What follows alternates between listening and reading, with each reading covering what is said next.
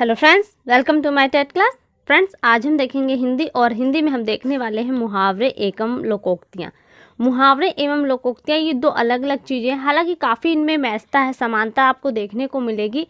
तो हम यहाँ पे इनको दोनों को थोड़ा सा अलग अलग करके देंगे। तो पहले हम देखते हैं मुहावरा। देखिए मुहावरा क्या है, यहाँ पे कुछ पॉइंट्स हैं, इनको देख लेते हैं। दिया है मुहावरा में, एक ऐसा वाक्य जो समान अर्थ न देकर विशिष्ट अर्थ का बोध कराता है, वो आपका मुहावरा कहलाता है। यानी कि जो आप बात कहते हैं उस बात को विशिष्टता लाने के लिए आप जिन शब्दों का प्रयोग करते हैं, जिन वाक्य पदों का प्रयोग करते हैं, वो आपका मुहावरा कहलाता है। अगला पॉइंट दिया है, जो शब्द समूह या पदबंध अपने शाब्दिक अर्थ से भिन्न अर्थ प्रकट करते हैं, वो मुहावरे कहलाते हैं। यानी कि शब्द में चाहे जो लिखा हो, नीम लिखा हो, लेकिन नीम का तात्पर्य यहाँ नीम के पेड़ से न होकर उसका कोई और अर्थ निकलता है जो उस सिचुएशन पे दिखाता है। तो यानी कि जो उसका शाब्दिक अर्थ है वो न देकर वो कोई और अर्थ देता है। अगला है, मुहावरे का स्वतंत्र रूप में प्रयोग नहीं होता है। यानी कि मुहावरा एक पदबंध होता ज़रूर है, लेकिन इसका हम प्रयोग किसी, अगर डायरेक्ट आपसे कोई प्रश्न करे तो उस प्रश्न के उत्तर में आप मुहावरे को नहीं बोल सकते, वरन लोकोक्तियों के साथ यही होता है। यानी कि जब आप उस प्रश्न का उत्तर देंगे तो उस उत्तर के बीच में आप एक मुहावरे को यूज़ कर लेंगे, ये होगा आपका मुहावरा। अगला पॉइंट दिया है कि मुहावरा कम से कम दो शब्दों से बना होता है। कौन सा है? एक शब्द विशेषण है, संज्ञा अथवा क्रिया। यानी कि जो तीन शब्द हैं इनमें से कम दो शब्द आपके मुहावरे में होंगे। जैसे चिकना घड़ा। चिकना घड़ा कहने पर देखिए, चिकना क्या है? विशेषता है, किसकी है? घड़े की। और घड़ा क्या है? संज्ञा है। तो यहाँ पे देखिए एक विशेषण और एक संज्ञा है। आंखों में रात काटना, तो आंख शब्द क्या है? आपका संज्ञा है, वहीं काटना क्रिया है। तो आप देख रहे हैं कि एक विशेषण, एक संज्ञा या एक क्रिया, मतलब इन दो, कम से कम दो वर्ड इनमें से जरूर होंगे आपके मुहावरे में। यहाँ कुछ मुहावरे हमने लिए हैं, इन्हें देख लेते हैं। देखिए अभी हमने कहा कि मुहावरे एक ऐसे होते हैं जिनका स्वतंत्र रूप में प्रयोग नहीं होता। वो हम कोई वाक्य कहते हैं तो उसके बीच में हम डालते हैं, और यही कारण है कि मुहावरों का वाक्य प्रयोग किया जाता है। लेकिन हमने यहाँ पे वाक्य प्रयोग नहीं लिया है, क्योंकि वाक्य प्रयोग का तात्पर्य छोटे बच्चों के लिए, बड़े लोगों के लिए तो है नहीं। आप सिर्फ यहाँ पे मुहावरों को देखिए। अंग अंग खिल उठना, यानी कि प्रसन्न हो जाना। जब आप बहुत प्रसन्न होते हैं तो यही मुहावरा निकलता है कि अंग अंग खिल गया या अंग अंग मुस्कुरा रहा है, तो यही मतलब होता है कि बहुत प्रसन्न होना। अंडा फूट जाना, भेद खुल जाना। अंधा बनाना, यानी कि ठगना। आगे है, अंधे की लकड़ी एकमात्र सहारा, यानी कि अंधे की जो लकड़ी होती है मात्र वही उसका एक सहारा होता है। अंधे को चिराग दिखाना, मूर्ख को उपदेश देना है। अंधाधुन, यानी कि बिना सोचे विचारे। आंचल पसारना, भीख मांगना है। आगे देखिए यहाँ पे बहुत सारे हमने उदाहरण लिए हैं। आंधी के आम होना, यानी कि बहुत सस्ती वस्तु निकलना। आंधी में बहुत सारी चीज़ें टूटकर पेड़ों से गिर जाती है तो उनका मोल नहीं होता, यानी कि वो सस्ती हो जाती है। तो वही बात कहने का मतलब है कि सस्ती वस्तु मिलना। इधर उधर की लगाना, यानी कि चुगली करना। इधर उधर की हाँकना, यानी कि व्यर्थ में गप्पे मारना। ईद का चांद होना, बहुत दिनों के बाद दिखाई देना, क्योंकि ईद का चांद बहुत कम दिखाई देता है, इसलिए कहा जा रहा है कि ईद का चांद होना। अगला दिया है उंगली उठाना, यानी कि लांछन लगाना या किसी पे दोष निकालना। क्या होता है आपका? उंगली उठाना।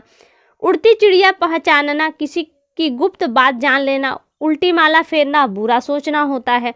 ओखली में सिर देना, यानी कि जानबूझकर विपत्तियों में फंसना, यानी कि जानबूझ के जो कहते हैं मुसीबत को मोल लेना, वो कहलाता है आपका। आगे देखिए, कंठ का हार होना, यानी कि अत्यंत प्रिय होना। कंगाली में आटा गीला, गरीबी में और अधिक हानि होना। क्या होता है? कंगाली में आटा गीला होना। कंधे से कंधा मिलाना, है कि पूरा सहारा, सपोर्ट देना किसी को होता है कंधे से कंधा मिलाना। आगे दिया हिंदी की चिंदी निकालना, बात की हद तक पहुंचना, यानी कि आप जो बात है सिर्फ उसको सुन के वहीं नहीं रहना, मतलब उसकी हद तक जाने के लिए क्या है? हिंदी की चिंदी निकालना। हुक्का पानी बंद कर देना, जाति से बाहर कर देना। हुलिया बिगाड़ना, दुर्गत करना। सींग काटकर बछड़े से मिलना, यानी कि बूढ़े होकर बच्चों जैसा काम करना। क्या कहलाता है? सींग काटकर बछड़े से मिलना। आगे दिया है सूखे धान पर पानी पड़ना, यानी कि दशा में सुधार होना।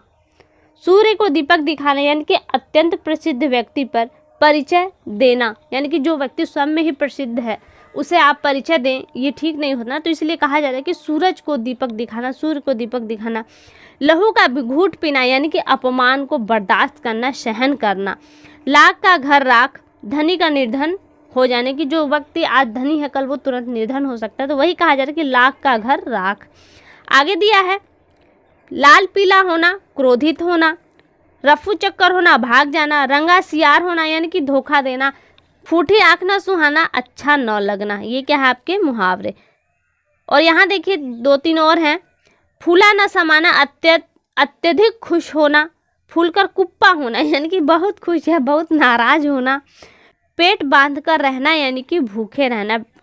इंसान अगर भूखा है तो कैसे क्या हमने पेट को बांध लिया है, यानी कि हम भूखे ही रह लेंगे।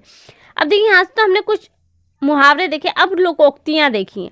यहाँ पे लोकोक्तियों के उदाहरण हमने बहुत कम लिए हैं। लोकोक्तियों को पहले देखते हैं। लोकोक्ति का अर्थ है लोक की उक्ति, यानी कि लोगों द्वारा कही जाने वाली उक्ति क्या कहती है, लोकोक्ति। इसे जन कथा भी कहा जाता है, जन कथन। लोकोक्तियाँ अथवा कहावतें लोक जीवन की किसी घटना या अंतर कथा से जुड़ी होती है, यानी कि कोई एक ऐसी घटना होती है जो बार बार होती है, तो उससे जुड़ी उस पॉइंट को बाहर निकाला जाता है और उसे एक जनमानस में शब्द के रूप में प्रयोग किया जाता है, जिसे हम लोकोक्ति कहते हैं। इनका जन्म लोक जीवन में ही होता है, यानी कि घटनाओं से प्रभावित होती है और उस घटनाओं से जो उक्ति बनती है वो लोकोक्ति हो जाती है। इसलिए कहा जा रहा है कि इनका जो जन्म है वो लोक जीवन में ही होता है।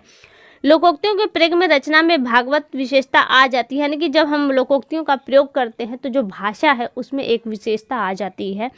लोकोक्ति अपने आप में पूर्ण वाक्य होती है। देखिए हमने ऊपर अभी मुहावरे के लिए देखा, कहा कि जो मुहावरे हैं वो अपने आप में पूर्ण वाक्य नहीं होते, वरन उनका वाक्य में प्रयोग किया जाता है, स्वतंत्र रूप से उनका प्रयोग नहीं किया जाता। लेकिन जो आपके हैं लोकोक्ति वो अपने आप में पूर्ण वाक्य होते और यही कारण होता है कि इनका स्वतंत्र रूप में प्रयोग किया जाता है। यानी कि अगर सामने वाला आपसे कोई प्रश्न पूछ रहा तो उसके प्रतिफल में, उसके उत्तर में आप कोई ऐसी लोकोक्ति बोल दीजिए तो आपका आंसर पूरा हो जाएगा, आपको कोई और वर्ड बोलने नहीं पड़ेंगे। अब देखिए यहाँ पे हमने कुछ उसके एग्जाम्पल ली, उन्हें देख लेते हैं। लोकोक्ति देखिए एक होता भी है कि वो छोटी बात कहा जाता है लेकिन उस बड़ी बात को वो अर्थ में ले लेता है। जैसे आप देख रहे हैं यहाँ पे हमने पहला लिया है कि अंधा क्या जाने बसंत बहार।